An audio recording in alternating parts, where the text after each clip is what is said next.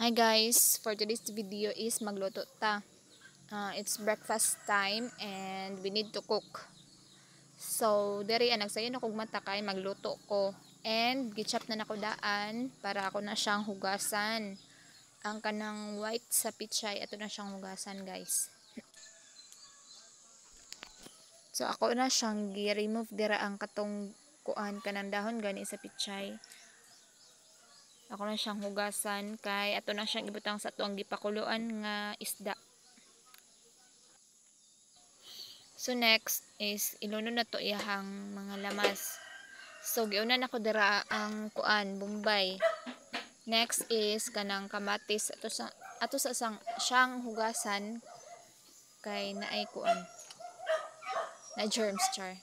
So ato siyang ilunod og next, and the next one is kanang kuan luya.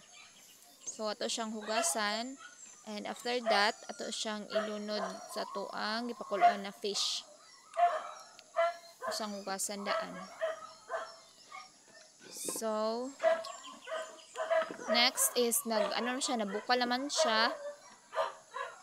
Ato na siyang isunod, guys. Ato na siyang hugasan, butangan na to siya og tubig. Kay mo na tong isunod og kuan unya, lunod.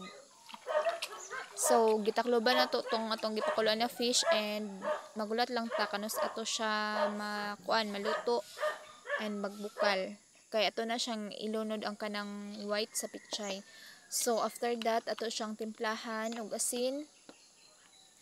Mana guys, timplahan na to siya og asin. So next one is kana bitsin. Kana ra gyud akong ginabutang asin og bitsin kapag magluto ko. Wala na ko nagabutang magic sarap. So next is kanang white sa pichay, or kanang bitong gahi sa pichay nga part, and mo na to siyang ilunod kay para malata na siya bago maglunod og kuan katong dahon sa pichay. So nara guys, ito na siyang iukay-ukay or stir para matunaw tong asin ug bitsin.